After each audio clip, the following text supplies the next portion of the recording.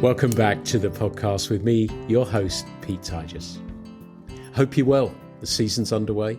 I've spent a lot of my time fishing for salmon. Really been enjoying making a few casts. No signs of fish. I don't know that there's been one caught on the system as yet, but I'll still keep trying. I'm enjoying it. I fished a tiny little stream as well for trout. I saw one fish rise, covered it, had it on briefly, and then it came off again. But a lot of granum around on the river at the moment, so I'm looking forward to that. So lots to enjoy, and it feels as though the season's really getting going now. But my chat today is with Dan O'Neill over in Ireland. We have an amazing conversation about so many things. He's such a great personality to speak with, so enthusiastic about our pastime. We talk about some great stories, including fishing with Piers Brosnan, which is pretty cool as well. But we get some fishing tips, some casting tips, all sorts of stuff from him. So I hope you enjoy this episode as much as me. Welcome along to the podcast, Dan. How are you doing? I'm doing very well. I mean, I couldn't be doing any better. I'm here having a chat to you, and I'm just back from the river, so all good. Fantastic. We caught up at the BFFI. What was it that you were doing there? Because it was lovely to have a chat with you. I recognised the shirt, of course, from your Instagram posts and reels and things like that. But what were you along there doing? So I was along with Caden. So I was with James Robbins and Ray McKeeman, and we were just showcasing the rods and going through it. We have a few new ones in the line now. And yeah, basically just going out and let people try before you buy. I think that's very important. It's, I couldn't pick a fly rod for you, and you probably couldn't pick one for me, and that's the way it is. So it's great to get people, and do you know what else it's great to do? Talk to them. Because I think in recent times, there's a lot of emails, text messages, and there's nothing wrong with that, but there's nothing like just seeing somebody, shaking their hand, having a chat to them, going out. And do you know what? Even if they just want to go out for a cast and a chat, and that's important to me. I really, that's the aspect I enjoy the most. And do you think we are changing a little bit because we've gone through this where social media has such a massive impact on our lives that, these pictures of rods next to fish, but there's nothing better than, like you say, it shows, or people, experienced anglers like yourself, you going out and speaking with them and letting them cast it. Do you think we are swinging back to that older style of selling product and being in touch with the end user more closely than perhaps may have been over the last 5-10 years? Yeah, I'd really like to think so. I'd like to think that that's what's going to happen. That we can go back to, like I said, we go to the fairs, we get to meet the people that we, speaking to them face to face. Because I mean, even on here, when I'm doing a video or something and I'm talking to people, sometimes you look at the video after and 5,000-6,000 people have seen it, or sometimes there's 30 people on. I remember the first demo I done, there was 4 people at it, and I could not find my words. I could not find them. And just because them 4 people, the eyes were on me, but there's a lot more on me when I'm sitting in front of a camera. So I think for people as well, it's much better, even with confidence and stuff, to get out there in front of people, meet them, shake their hands, speak to them face to face, and kind of just come out of your comfort zone a little bit sometimes, especially when you're new in the industry or you're new in the business. It's very easy to kind of get weighed down with emails and Zoom calls and different bits. So there's nothing better than getting out in front of people and learning some people skills, I suppose, and just, getting to talk to them and have a good chat with them, It's a really interesting point you make, because like you, I stand up in front of people, and if I had the choice not to do it, I wouldn't do it, but I do it, and you get used to it. But it's a kind of a nice thing to be able to interact in that way and to confront these things. I see it that way, as somebody who's quite actually incredibly shy, that I actually find it as a way to counteract that. Is it similar for yourself? Yeah, and the counteract part is actually it's very interesting, because I find myself sometimes with fishing, right, that I have a place I fish on the river, and like you, I'm a little bit shy too.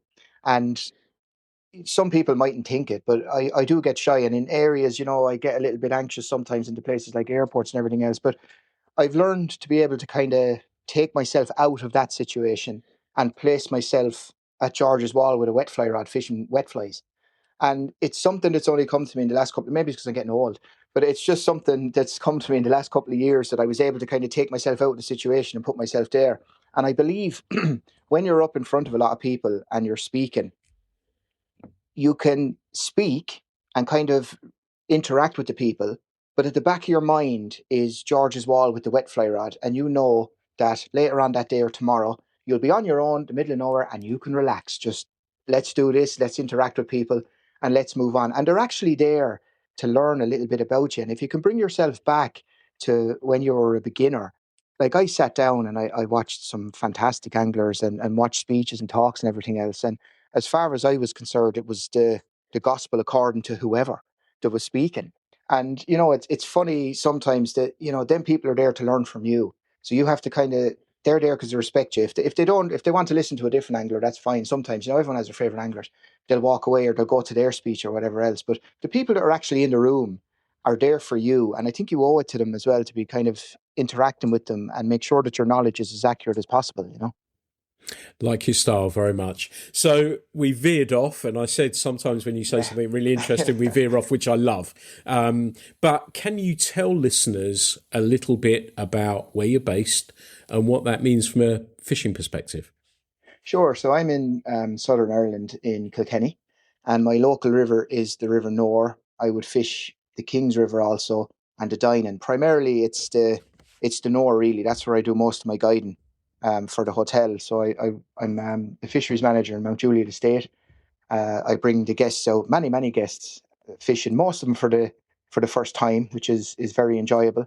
It's brown trout fishing with the fly. We get some salmon. Last year was an okay year, kind of to the tail end of it, but it's mostly trout fishing. It's mostly people who have never held a fly rod before, which for me is very interesting. But sometimes when you have like three bookings a day, it's a little bit like Groundhog Day. So you go down with the first group and you explain this few bits, and then all of a sudden you have the next guy who's all the way back. It's like going down the snake on Snakes and Ladders. But you know what? That's exactly why I do it.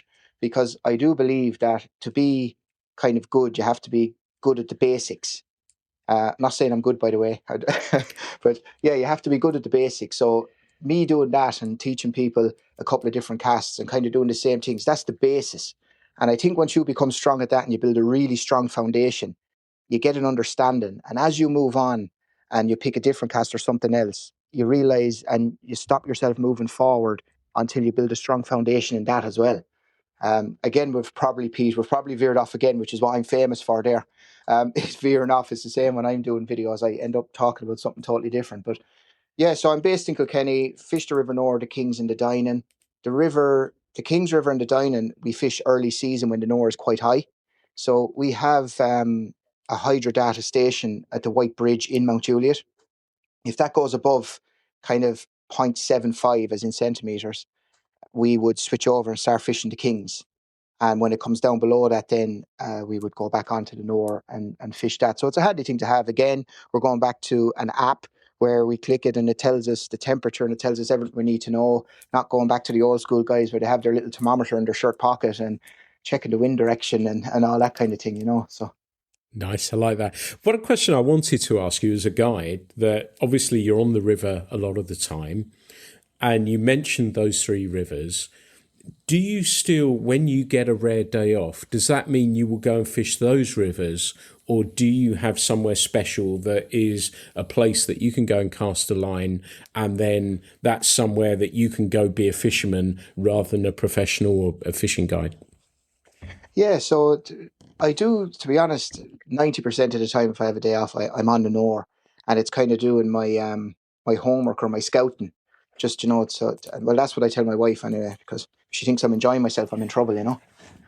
So yeah, I go down to the Nore, do some scouting. But if I really want to kind of enjoy myself and um, just kind of bring myself back a bit, I go to a river called the Goran River, which is where I'm originally from. It's just outside Kilkenny, and it's a very narrow, shallow river. And there's a slight story behind it. So when I started fly fishing in brackets first, I had an old Daiwa rod, and I think it was fiberglass. Now it was a spinning rod.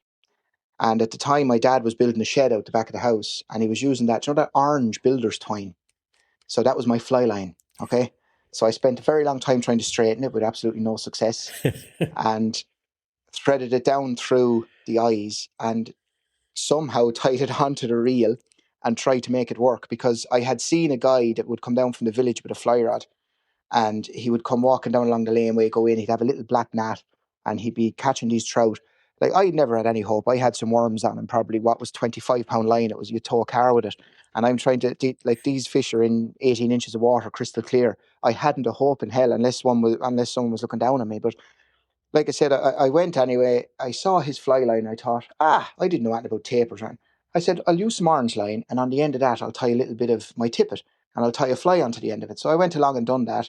He gave me a black gnat one day, and I had it left in my bedroom on the windowsill. So I took it, but obviously the line was too thick. So I managed to find some line that would go through it. Tied my tippet onto my orange builder's twine, and then tied on this little fly and went down and began trying to cast. Now, it did go out all right.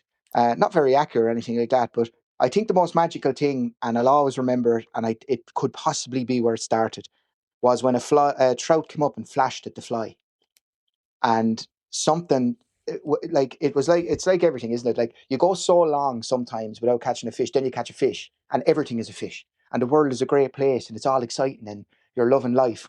And that's what it was. This fish turned on it, and I'd say I walked down the river maybe 7 miles that day, forgetting, of course, I had to walk back 7 miles.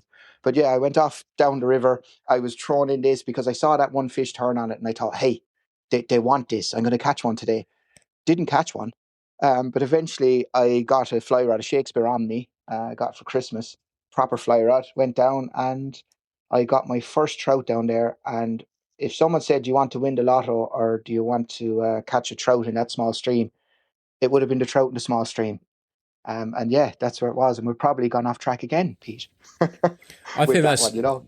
I think that's a beautiful story, and I like that very, very much. And it fascinates me that, just seeing, as I imagine it, as you're telling that story, that you saw a glimpse of this guy fishing, and there was what? Can you remember what made it appeal so much to you? Seeing the fly line on the roll, the loops. And it's actually stuck with me because I go out and I cast and I look at these loops, and there's a particular loop shape I want in my head and a particular cast. I haven't achieved it yet. I'm on the way and I'm going to get there. But yeah, and that's what it was. It was the way he was casting it and how delicate it was. And then when he hooked the fish, albeit a small brown of maybe, I don't know, maybe 20 centimeters or something, but God, his the rod bent in half, and it was so, yeah, it was just so different and kind of throwing in the lead with the worm that we used to do with my dad, and just waiting on the rod to go. This was active, and the water was fast. And to be honest, I think a lot to do with it was as well, when we fished with worm with my dad, we never went into really fast water. It was like the unknown. So with the fly rod, we were able to catch these fish in this fast water. So it was like doing the impossible almost, and that's what it felt like to me. So yeah, I think that's what made it special. I love catching fish in places that you don't expect to. And that, yeah, that's kind of what got me. Yeah. What a lovely story. So you got the Shakespeare rod, and you continue fish, and was that it? Everything else went into the background, and it was just fly fishing for you. It was kind of a bit of both. So I had a kind of a slow start because I was young with the fly rod, and I remember I did catch those a couple of trout, and then I would go fishing with my dad, but there was a place we used to call Bubble Way. And the reason we used to call it Bubble Way is because that's where my dad used to bubble and fly fish. So in the evening time, you'd walk down the river, he'd be doing his little bit of the worm fishing. And when he saw me liking the fly fishing, he'd bring me down to Bubble Way, and we'd put on a bubble and a fly and cast it out and slowly reel it back. But we couldn't fly fish there because of the back behind us was all trees and everything. We just, we'd lose everything. And to be honest, I was young at the time, so the fly rod kind of got put to one side a little, and I went bubble fishing. But what I used to do is we had an old golden Labrador, and I used to get the fly. This is probably not, it's probably not a good thing to be doing, but I'd say my warranty was gone out the window.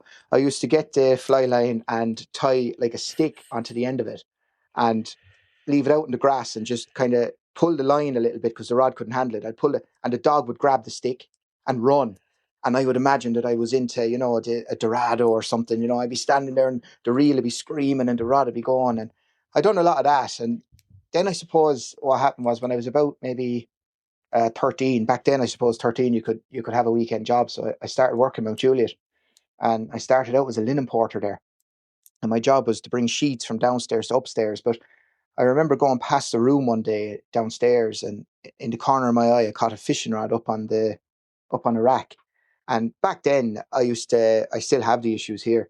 I used to have the Trout and Salmon magazine, and I'd be looking at these Scottish estates, with the fishing rooms and the waders and the guys there with their little shots of the whiskey, or a dram, as I've found out that they call it, and that kind of thing. But yeah, I looked in and I saw it. It was like something off of a magazine, something like of a picture. And I thought, wow, look at that.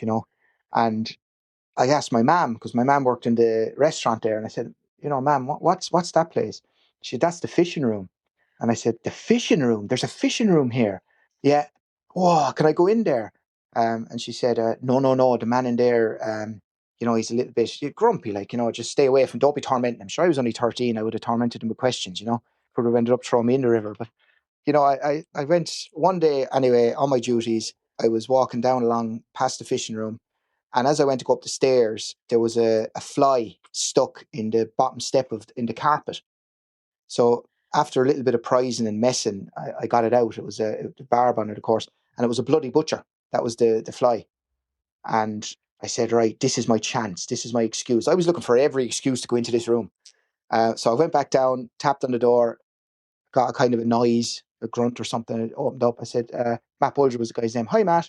Uh, didn't know me. Turned around. Yeah, how are you? Good. I said, I found this. It's a bloody butcher. It was in the staircase there. How do you know what that is? I said, I fished. I explained his stories with him and everything else. And thanks very much, he said. And he took the fly off me. So about 2 or 3 days after I was finished my duties going home, and I always used to walk out the side entrance of the house so that I could walk what I call the front of the main house that overlooks the river. Other people say it's the bit at the front. No, no, no. If I want the front view, it's looking at the river, right?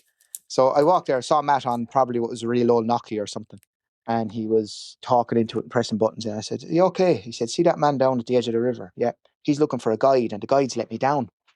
I have no guide for him. And I'll do it, you know. Would you be able, all this kind of stuff? I said, yeah, yeah. So brought me in, he gave me a bag, gave me a pair of waders that were probably 5 sizes too big, and said, just go down to that man there. And I think he was half embarrassed to come down with me to introduce me, because I was 13, 14. And he kind of, I'd say what he done is he switched his phone off and sent me down and said, right, I'll deal with that tomorrow when that man calms down. But anyway, um, I went down to him and stayed with him. And I said, what are you fishing for? And he said, salmon. And he said, but I can well fish. He said, it's just that if I net one, he said, I'll have difficulty trying to net it, if I catch one. So I was standing there thinking, this lad's no way with me talking to him. He's never going to catch a salmon. I was kind of led to believe that a salmon was this, well, it still is. It's like a mythical fish. They're very hard to catch. That's kind of what I was always told, and I believed back then. And it's still true, I suppose. But anyway, went down, and I'd say after about an hour, he caught something and the rod went. And I thought, no way did that just happen. And then I kind of thought, well, what do I do now? Because it was well and good talking about before it happened. Oh, no problem. I can net a salmon. I hadn't a clue what I was doing. So anyway, I grabbed the net. And I remember someone saying, let the guy bring the fish to the net. I was trying to picture what I had read in magazines and what I had seen. And of course, I went blank. Anyway, I dropped the net down. Guy got it in, 12-pound fish. Uh, he took it wasn't back like now where you take out a camera phone, take a picture. Oh, get my camera out of the bag, and you get this bloody thing, and it's, and you're taking these pictures with it and hand it back to him, and I nearly had to wind it up, the real old ones. And yeah, took that, and Matt heard about it, couldn't believe it, and said, your wages are in reception. And I said, what do you mean wages? And he said, well, you get paid for gillie. I said, I get paid for doing this. I couldn't believe it. This was fantastic. I get paid to go down here. And he was like, of course you do. And then the guy gave me, I think it was £20, coming from a guy that was getting £4 a week pocket money, like 20 quid. I couldn't believe it. I was a king. I remember stopping on the way home and I bought all sorts of stuff in the shop, and I had change, which was even better. But yeah, and then from there, then it's just been fishing, yeah, and guiding. That's amazing, isn't it? And I was having a conversation with somebody the other day where we were discussing whether chances like the one you've just described still happen. And isn't it wonderful that those things happen? So where did it go from there? Did you find that you were doing more regular days for him and then it just snowballed from there? Yeah, so actually, yeah, so that's exactly what happened. And the next story, I'll trim it down for you so I to make it a bit shorter. But a little while after that, as it happened, he asked me would I guide, so I did. I took out a few clients in between then, but I remember he called me one day and he said, "Can I see you in the fishing room?" And I said, "Yeah, sure, no problem." So I went down. And he said, "I have a guy coming over, and he's with his son, and he wants two guides." I said, "Right." And he said, "I have one, but I don't have a second." And I said, "Sure, I'll do it. It's no problem." Right, fine. So I went down that day and he said, "No, this guy," he said, "is 3 days he's fishing for." I said, "Right." He said, "He's on his own the first day, and the next 2 days he has his son with him." So he said, "I might need you for the first day, but I definitely need you for the second two." So he rang me and said, "No, I actually do need you for the first day. The other guy can't make it, so you'll be there for the 3 days." So that's fine. So I went into the fishing room to meet the guest, and the lady from reception came down and she said, "Your guest is outside on the grass, and it's been requested that the guide meet him at the front and bring him down." I said, "Yep, sure, no problem." So I went up, plodded up the stairs with the waders on, and nipped around to the front and went into the reception. And there was about 5 people out the front. And I said, "Which person is it?" And she said, "That guy sitting over there." And I was looking, and you know when you see someone and you think, "God, where do I know them from?" And like my orbit of people wouldn't have been huge back then. It was kind of like 4 or 5 neighbours and whoever else I saw out in the middle of the country. And I was looking, going, "I know him from somewhere. Where do I know him from?" It was Pierce Brosnan. So I said, "Is that not?" "Yeah, Pierce Brosnan. Yeah, and I'm fishing with him." "Yeah, yeah, yeah. You're taking him down." So I said, "What do I call this guy?" Do I go, "How you, Pierce?" Or "Hello." I kind of lost everything. So talk about nerves. So I went out anyway and said, "Hello, Mr. Brosnan." "No, no, it's Pierce. No, not Mr. Brosnan. Pierce." "Oh, hi, Pierce. How are you?" "I'm very well, thank you," he said. So he came down, we got kitted out and we went fishing. And at the time, he had just released that film with the Vanquish with the guns in the front. I was a young fella, loved the Vanquish, so I was talking to him a little bit about that. And after that, then kind of Matt trusted me. It was like that was kind of a test. It was a serious test we put on, but yeah. And after that, then it was just I was down there a lot more. I gave up the linen porter and became just a gillie. That was it. So I was just guiding down there totally. Matt would sometimes drop me down at where the joinings are, which is where the Kings flows into the north. He'd give me a matchbox, a few flies in there, and a little bit of brill cream, the white brill cream in the corner of the box. That was my floatant. And then maybe a small card with some tippet wrapped around it and an old rod that if when you cast it, it was still bouncing 5 minutes later. That kind of thing. And yeah, that was it. That was kind of my life from then on. So yeah, how bad? That is amazing. And I know people are going to want to know, did Piers Brosnan catch some fish under your tutelage? He did, and that is truthful. He did. We did get some trout. We got nothing big, but we just normal everyday trout. But it was, yeah, it was enjoyable. And I remember he actually, yeah. So as he was leaving, um, we were where were we going? Yeah, we went up to the room, and it was his last day, and he was in the minibus, and I was in the back. And as he was leaving, he put his hand out, and there was money in it, and I can't remember which one it was. Was it the £100 or but it was a green note anyway, and I thought it was dollars. I didn't think nothing of it. And like when I went home, it was either €100 or £100. I can't remember. Whatever it was anyway, the note. But none of our family had seen one of those. So we're all sitting at home around the kitchen table talking about this young fella that brought home this note that everyone was looking at. We were afraid to spend the bloody thing. The local shop probably hadn't seen him either, but it was just different times. But yeah, certainly it was from then on, Matt trusted me, and it was just guiding all the time, and I got more guiding and more guiding. And then I remember he asked me one day, "What gear do you want? What tackle?" And I said, "No, no, it's fine. I'll get my own." But I had only ever read on magazines that there was such thing as sponsored anglers, or anglers got their gear. I didn't know anything about any of that. So I remember getting like 2 spools of tippet, maybe 5 or 6 flies, and a fly rod and a bag, a gilly bag. And honestly, he could have gave me €1,000,000. I still have the bag. but I'd never ever. It's just fantastic, It's just that's my story with it anyway. Absolutely love it.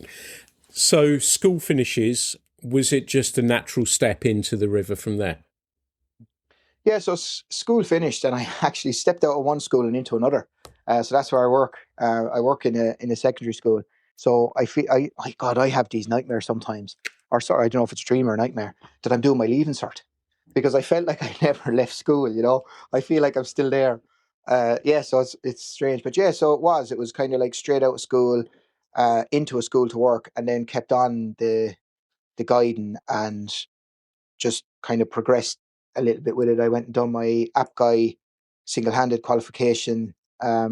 Just got more involved in it and met more people and started going to shows, not doing anything in them, but just going and watching people cast. And then I started watching those, and they became that person that I saw many, many years ago, on the river with the first person I saw with the loops unrolling. And I saw these people at the shows standing at casting ponds, casting and doing talks and doing demonstrations. And I kind of thought to myself, I'd really love to do that.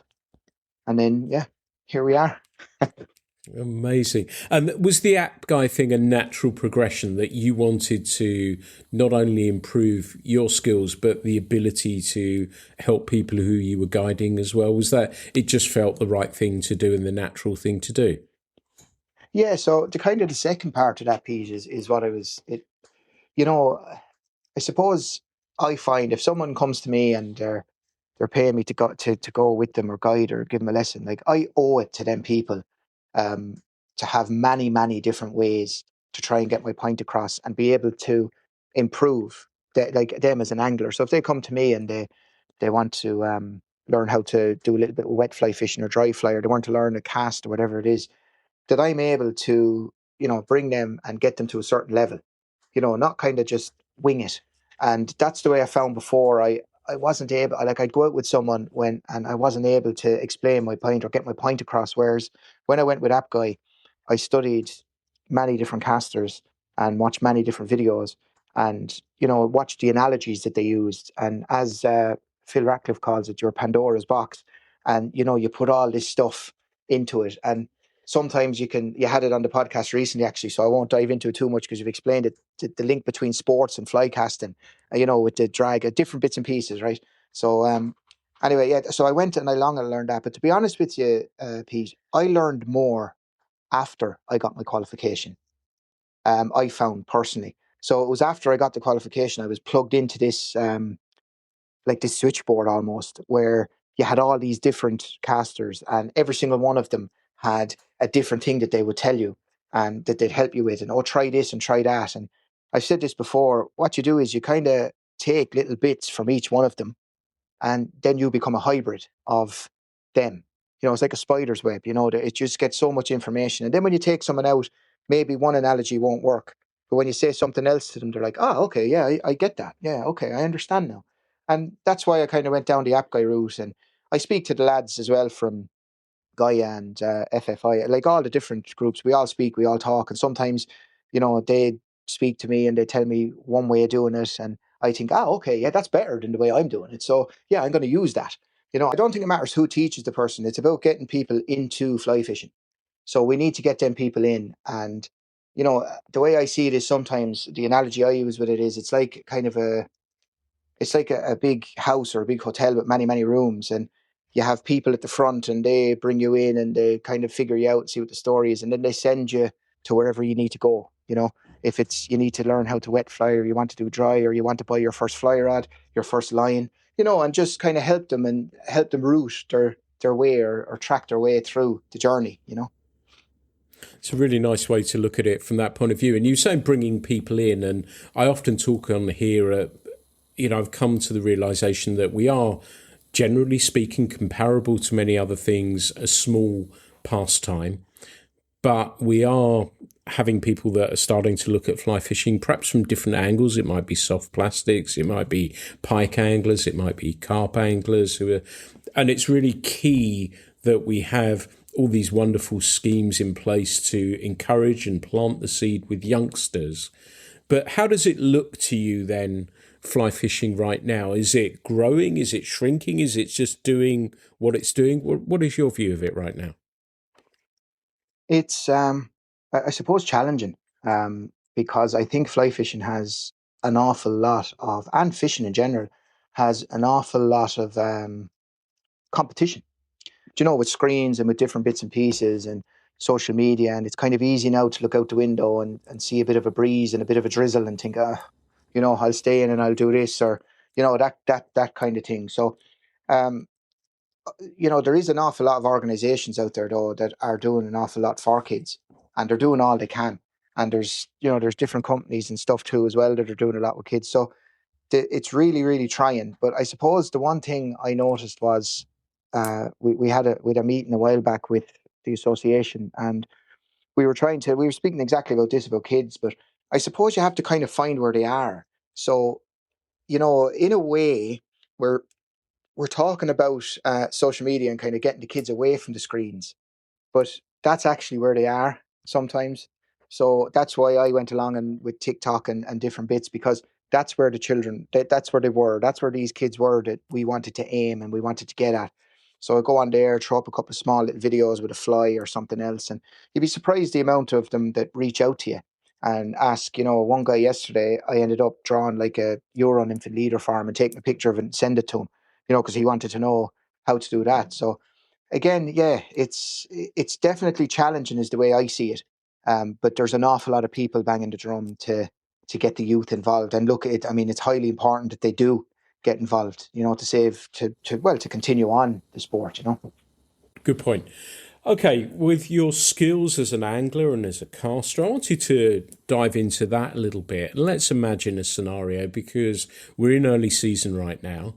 So, what are you thinking about when you're approaching the river? What is your how do you like to fish the river early season?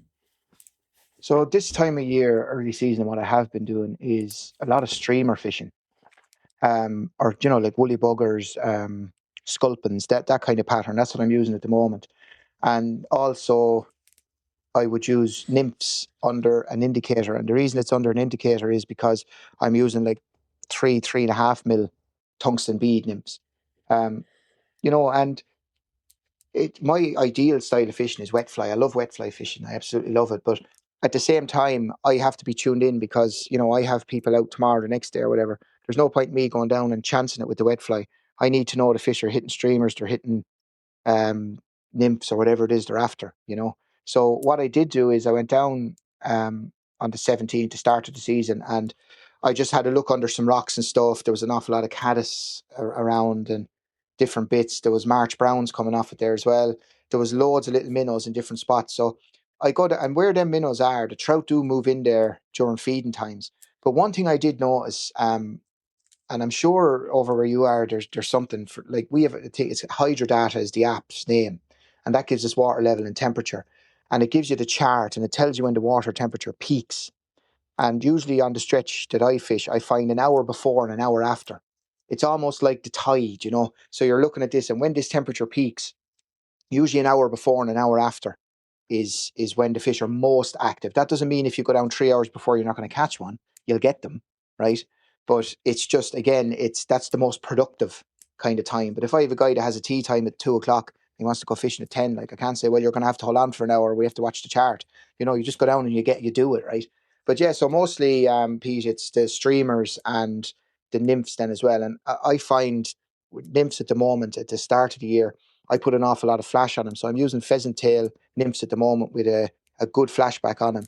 And as the water drops a little bit, I'll reduce the amount of flash I have on the back. So eventually it'll just come down to like a little bubble behind the bead. And then when it's gone all together, the water's kind of back normal and clear, I go just totally natural with them. I try to not use a bead at all and just wrap some lead around at the behind the eye and then build a nymph on top of that and just use it that way. And do you play with different thread colours as well with those pheasant tails? So red, orange, whatever. Yeah, so I do. Orange is very good, orange hotspot. But what I have found recently is Kingfisher Blue. There's a thread and it has like blue on it. Like they call it Kingfisher Blue. There's a number on it. It's a glow bright thread. And it, like I said, it's a blue, but it's absolutely, that hotspot with blue is fantastic. I don't know what it is because, but yeah, just a little bit of hotspot blue. But I do play around with colors. I use blue, I use orange. Sometimes I probably play around a bit too much because I get down into the river, open up the fly box and think, who in God's name tied these? And then realize it was me. Gonna catch nothing on them.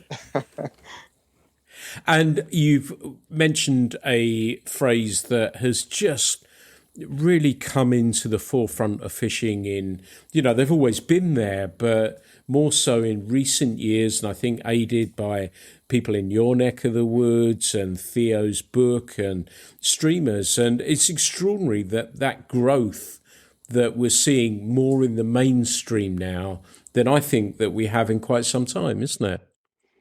Yeah, definitely. Like streamers is really taken off, and I find, I suppose, there's like a group of anglers as well, especially at shows and stuff. You meet them down here, and they're asking you about streamers, and they're kind of getting into it. And I get the question a lot now: Have you ever fished with streamers before? People are starting to kind of dive into it a little bit for sure. But in honesty, though, isn't it a little bit like with the what do they call it? The soft plastics on the rivers?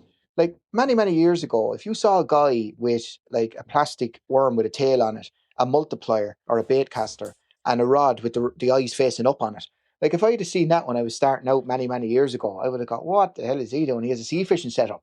I would never. But now you go down there and you very seldom see anyone with a MEPS on the barrow or anything. Like it's all these soft plastics and these different shads and different bits and pieces. So it's like that with streamers. And I think also, though, Pete, is that YouTube is becoming a little bit more popular in the videos, and there's a lot of stuff from America there with guys using streamers, and people are kind of starting to think out of the box a little bit more, and even with the magazine and stuff, with Keith McDonald and all that kind of thing. Like, every time I turn it on now, Keith has these lovely streamers and stuff up, but and that people are starting to see that now, and it's getting a little bit more clout, and they're starting to, and because they're seeing it more, they're thinking, hang on. And then, of course, what really pushes them over the edge to try it is when they have this lovely big 3 pound brown trout on a river, from a river that they didn't know that them fish existed in there. And yeah, so that really pushes them to try the streamers. Yeah. Yeah, you're dead right. And Keith, and we had him in the magazine recently as well, talking Mm. about streamers and those books. And it's just a wonderful thing, isn't it? Because it's something that we can learn something new, or people who haven't done it before. And I know you've probably been doing it a long time as myself, but it's lovely when you get people enthusiastic about it's another sphere of Yeah. fishing they can get excited about, isn't it? Exactly, and it goes back again to the saying with Phil saying with Pandora's box. It's like that with fishing. So the casting is the same. You have that there, and you have loads of different ways of looking at it. And then you have, one day years ago, a guy would ring you and he'd say, "What's the river like?" "Oh, well, it's high." And I was like, "Ah, okay, I can't fish it then." But now it's like, "Oh, it's high. Is it a little bit coloured?" "Yeah." "Oh, we can use streamers today, Yeah. or we can do this, or we can do that." So again, yeah, it gives you just different points, different, and also as well, you'll target different fish in the river. Obviously, you get a larger stamp of trout with the streamers, I find. So sometimes, we'd see a big trout on the flat water, just down from the main house, and we would be out doing our rain dance, praying for rain to get a little bit of color in the water, and go down and swing a streamer by him, and that would be your best chance in nabbing him. Nice. Like that a lot. Let's imagine we're in a little bit warmer conditions. The trout are rising a little bit more. And I wanted to ask you, what do you think is the most important thing you think anglers should be thinking about when they see a trout rise? What is your mindset? Or if you've got somebody casting next to you, how do you prepare them? And what do you think they should be considering? So it's a great question, actually, and you're actually bringing me to a scenario here with that question, and one I'll never forget. But so I think when it comes to dry fly fishing, or when you see a rising trout and you're dry fly fishing for it, your approach is totally different and cautious, and you have to imagine that trout almost as a deer that is, even though it's underwater, people think, they can't see or hear you or nothing else. They go plodding down the bank, and then all of a sudden that one spooks and nothing, right? So I tell people, before you even get into the river, stand at the edge and watch and wait, see the fish that's rising. Just because he rises once, leave it, wait, let him rise a second time, and then make your approach towards him. Target your cast, watch the currents on the water, so a bit of rivercraft, and watch above it so that you know when your fly lands in that water that it's going to follow that current trail, or it's going to go this way and it's going to go that way, or whatever it's going to do. Then I suppose there's the cast. But what happens often is that, you say that what I've just said to people, and straight away they're overthinking it and they're shaking. And where does the cast go? Up in the tree along with my €2.50 fly, right? So it's all got out the window. So again, I would really slow down everything. Slow down your approach. Don't be in a rush. It is best when with the dry fly, I find, to target a fish. So watch that fish jump and target that fish, and just cast to him. Give him maybe 2 or 3 casts. If the fish doesn't take, hold back for a while. Stand there, just wait for a second, let him rise again, and then try him again. So just calm everything down. Now, sometimes I have seen as well that people have made the perfect cast, and the fish comes up and moves away from the fly, and straight away the first thing to do is change the pattern. Actually, what I do is trim the fly up a little bit. Sometimes I'll make it smaller. I find that with nymphs and with dries and wets as well, if they can see it and it's that little bit smaller and they're a little bit unsure, they'll nab it. Whereas if it's that little bit too big, or it's a bit big for them and they look and they think, no. But if it's smaller, they do tend to kind of think, oh, hang on a minute, and they'll take it. So yeah, if a fish refuses it, sometimes I'll trim up the pattern. If it doesn't work, you're down a dry fly, of course. But yeah, you do that for a fly, wouldn't you? I mean, someone could pop out of the hedge and say, this is the fly they're taking, it's €70, and you take 2 of them. That's just the way it is. But yeah, I just tell people, slow down your approach, watch the fish, be really cautious, and enjoy it. Treat it as like stalking a deer, like really, really enjoy it. Target that one fish. And I can tell you one thing, when all that comes together and that fish comes up and takes that fly, you will never forget it. Yeah, perfect. Perfect. I've written a piece recently that's going to be in the mag in the next month or so. And it was about, it's not in this context, but it's in the context of fishing small streams and stuff like that. One of the things I thought about was lifting line off the water as well, and with minimal disturbance. Do you have any tips for that? Because I think a lot of the anglers, or a lot of the people, listeners, will know about sort of fishing, getting the drift, and we try and help them with those sorts of bits and pieces as well. But not silly little things, but often overlooked things like lifting line off the water. How do you do that when you go in to make that cast again? And do you have any tips or advice for that? Yeah, so I'll just go through what I use for my dry fly. So a very good friend of mine, Lord Rest and Pat Hughes, he said to me when I went up, he was one of the assessors, and he looked at my fly line and he ran his hand along the fly line just to the top of the leader, and he showed me the loop on the end of it, and he said, that's the spawn of the devil. That's exactly what he said to me. And I thought, what does he mean? So afterwards, anyway, the assessment and all, he said, I cut those off. And I was thinking, what? I'm paying whatever for a fly line, and you want me to get a scissors and cut the end off it? So anyway, where that's coming from is, what I do is I actually do now cut the loop off and then use the knot where you get the needle and you go up through the fly line and out the side, maybe a couple of inches in, and you do your nail knot there. So just for the turnover. Now, you put a little blob of Aquashore or something on the end of it too, just where the line meets the fly line meets the leader.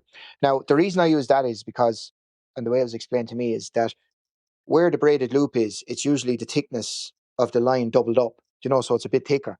So that was one thing. The next thing is I always clean and treat my lines because I want them to float high. If you have a line that's a little bit dirty or whatever, it's just, you'll see that it does sit just slightly low in the water. And again, that's going to cause disturbance. So you want as little of that line in possible and a little disturbance when you come back. Now, as for the cast itself, I use actually nymphing line quite a lot because it's thinner diameter. But if you just have a normal floating line, again, make sure the last bit of it or whatever you're using is treated, because at the end of the day, it's very seldom you cast far when you're dry fly fishing on the river. I fish anyway. And when you're lifting the line, do it slowly. Everything is slow. So lift the rod slowly, watch the end of your fly line. And just when there's sometimes about 18 inches of fly line now left in the water, just very slowly go into your back cast, right? I get a lot of people that they have the rod low and then they begin their acceleration and you get this you get that kind of noise. So again, what I usually do is lift up the rod, and you see the last 18, 20 inches just in the water, and just give it a gentle little lift back, and then go into your cast. Now, this goes back to something else we spoke about too. It's well and good standing in a casting pool at a fly fair, and you have the rod low and you're explaining all that and everything else. But when you're out in the wilds or you're out in that, it's very seldom that you have that kind of space to be able to. So you have all these little made up casts. The Pete cast or the Dan cast where you have to move the rod this way and do this and do that. So yeah, keep your lines clean anyway, especially dry fly lines. The last little bit, the 18 to 20 inches, I would sometimes put something like a little bit of gink along that, or one of the floatings, whatever it is. I put it along there just so it sits up nice and high. So then when I lift the rod slowly, I just wait last 18, 20 inches and just give it a nice, delicate little lift back, and you won't get any disturbance. Very good. Thank you for that. Here's a loaded question for you. Do you practice your casting? Absolutely every day I'm out casting. And I have a little funny story I'll run through with you. So down behind my house, I hope the people who are down there are not listening to this. Um, down where I fished, down where I cast, there's a duck pond behind me. And with with the rain and stuff, it's flooded and it's come out onto like the picnic area. And all that's down there is ducks. There's nothing else in it. It's just basically a marsh. So I've been going down there with the heavy water with my double-handed rod, practicing and trying different lines. And I went to go down, I think, last Sunday, and I cycled down on the bike. I got there, and there's three guys with seat boxes and floats fishing in the pond, like in a field. There's nothing there, but they obviously saw me going down practicing fishing. Thought, hey, there must be fishing here. And I just thought it was so funny, but I didn't have the heart to go up and say, lads, because they probably think, yeah, right, there's loads of fishing here. He's only trying to get rid of us. This is his fishing spot. But yeah, I just thought it was funny that, you're being watched. Someone watched me go down there, and obviously, no, it could have been anybody, not just me. It could have been anyone going down with a rod. But just thought it was funny that I was practicing my casting there, and I go down then, and there's three guys watching waggler floats cast in, and they're fishing there with their maggots and throwing maggots in. But yeah. But yeah, I do. To answer your question, I practice every day and different things. So sometimes I practice the loop on the back cast to have it nice and tight.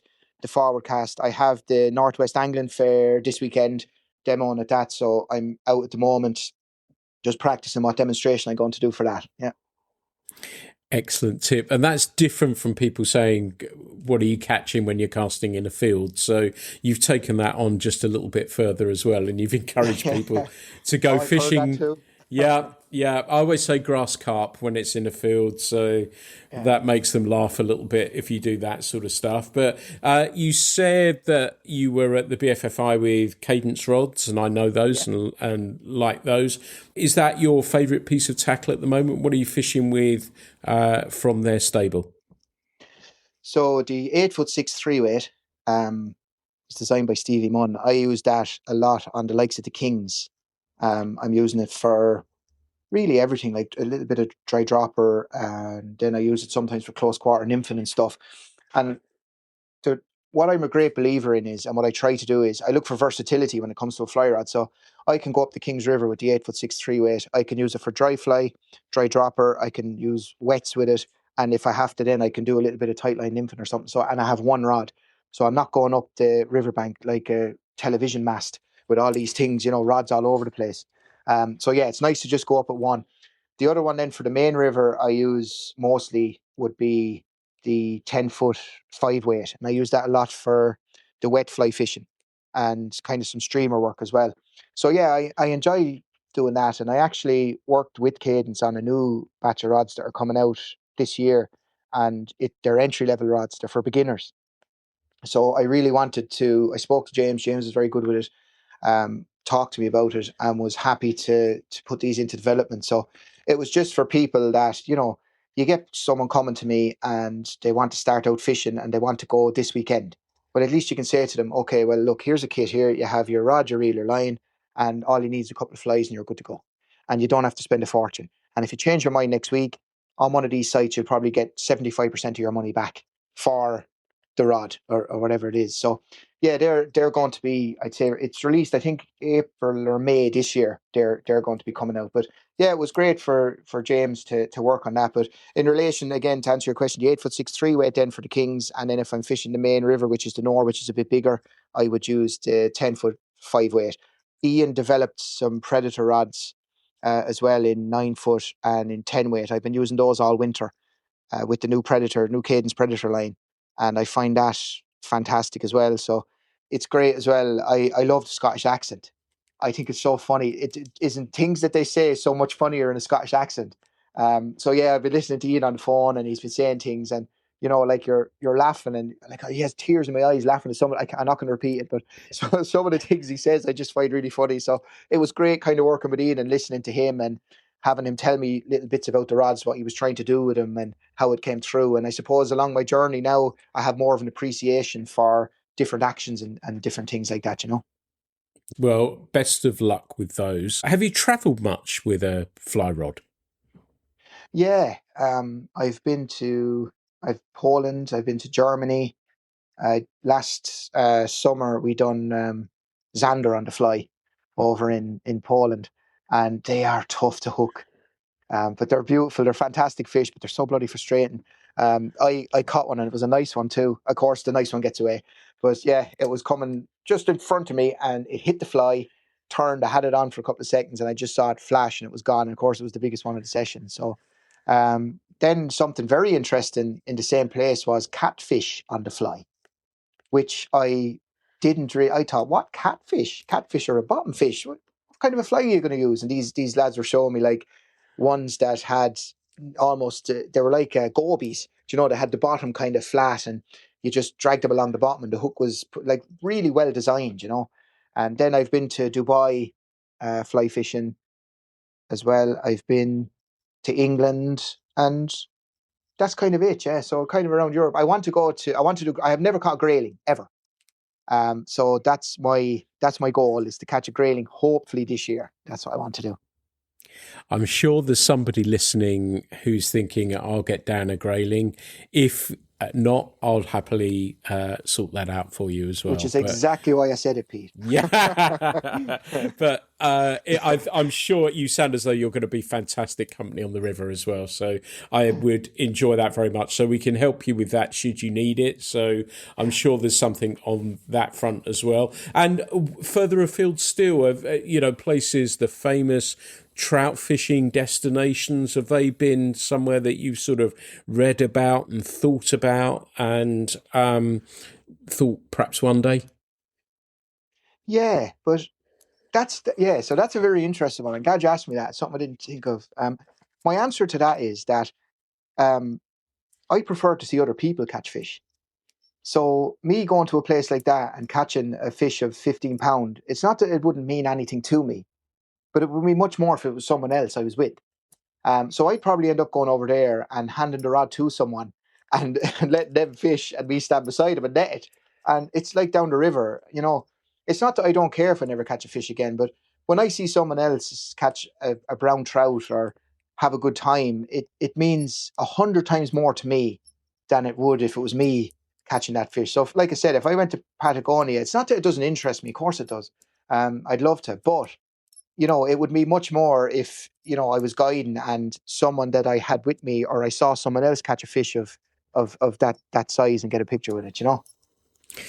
Lovely point. And I think that speaks volumes about you as a guide as well. Now that I don't guide, I've come out of retirement for the Wild Trout Trust auction, which closed last night. So I've got somebody who's paid some money to come out with me again. But it's really interesting, that transition I've made since I don't guide, that. And even when you pleasure fish, have you found this with pleasure fishing, that you always give your buddy or fishing partner or whoever it may be the best spot and the best shot, and you're saying, look, you need to put it here, you need to put it there? Do you find that comes almost, I say naturally, but because of what you do, you're always geared into that's how you're approaching the river? Do you find that? Well, first of all, what's pleasure fishing?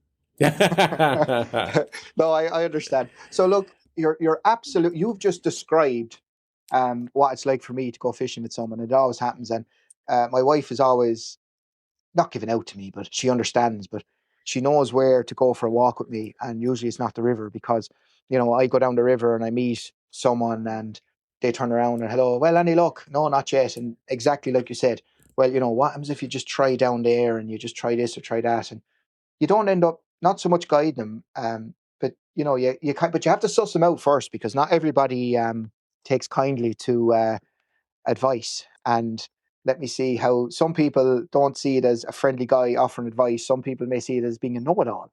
And who's this lad think he is? So yeah, you have to suss them out. But I do find myself doing that. I go with my friends, go down to the river, and I put them in the best spot.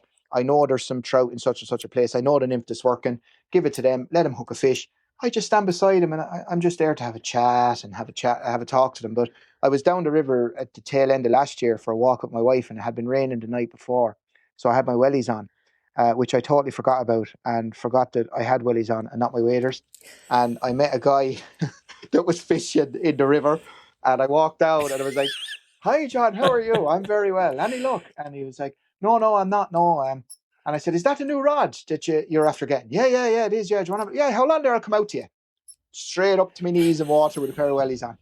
I wasn't used to being at the river with, it just totally slipped. I nearly done it the other day too with a pair of shoes on. I was showing someone around. I nearly went in, yeah. But it's just because you're so used to being on the bank with your waders on. I got bloody soaked.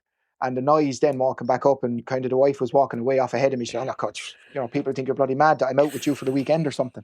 You know? Love that story. And tell me something. It's something I bring up a little bit on here, and it was me opening up about it. But, when I was doing what you're doing, that I also felt a little bit of self-imposed pressure because of what I did for a living. I was petrified of sticking it in a tree, which we all do. I was petrified of dropping a fish. I was petrified. And I found myself not wanting to fish in the way that I did. Again, I've mentioned it on here, and I think even when he's been on one of the times that I said when I fished with Charles Jardine, that he said, he couldn't catch fish in a back eddy. And he said to me, "We're supposed to be good at this." And that for me was a massive turning point. He subsequently caught it, but it was a massive turning point. Do you ever feel that sort of pressure, or are you just happy going with the flow? No, I think I'd tell you, like, I'd be lying to you if I said I didn't feel pressure. I get butterflies when I'm waiting on whether, like, the same feeling I got when I went with the first person than the person last week, I get that feeling. But I suppose something that I've picked up is, I try to see where the pressure's coming from. And when you look at it, you see that, the person that you're taking, all eyes are on you. So what I found would help me was I would have a little chat to them between the fishing room and where we were going fishing and find out a little bit about them and what they work at, what they do, and almost befriend them in 3 minutes because I never felt pressure when I was with my friends, but I felt pressure when I was with people I didn't know.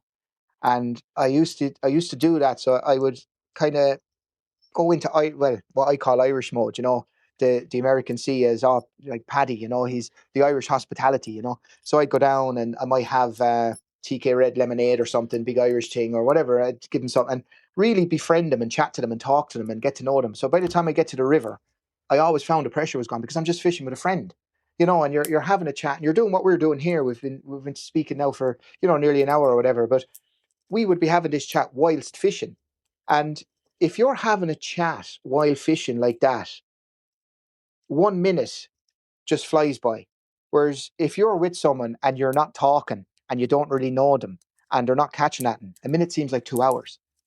So you can just kind of take the pressure off yourself, I think, a little bit. And I suppose I have to say that I felt a lot of pressure at the first Irish Fly Fair I was at when I was demoing. And I remember Glenda Powell was on the mic and she was like, "Oh, Dan O'Neill's doing his demonstration." I was like, don't, Glenda, don't call anyone else out. There's 6 people here. Don't announce it."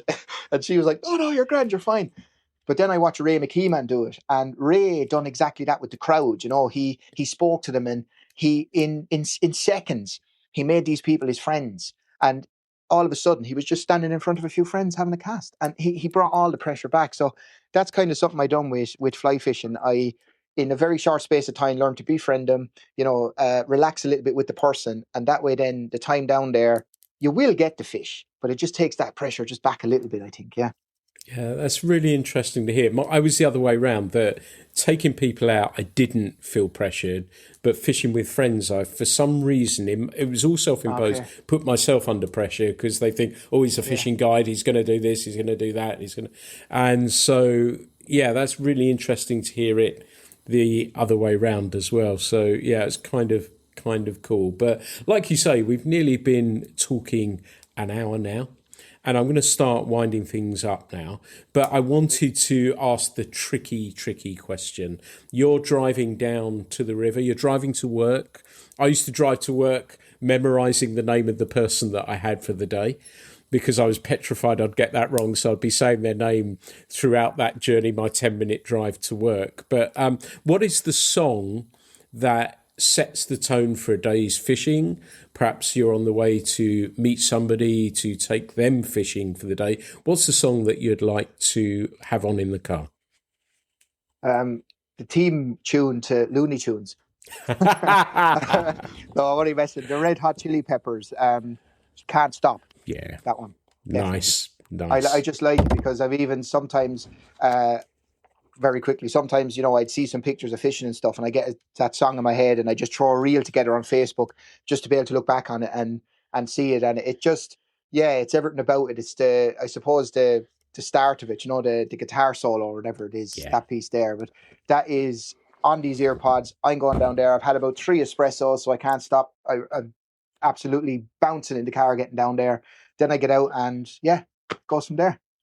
Love it. I think you did a reel the other day with it, didn't you? It probably did, yeah. Probably had a couple of cups of coffee. See, I don't drink at all. I just drink coffee. I don't drink alcohol at all. And if I have a couple of espressos, you won't shut me up for 2 or 3 hours. That's it.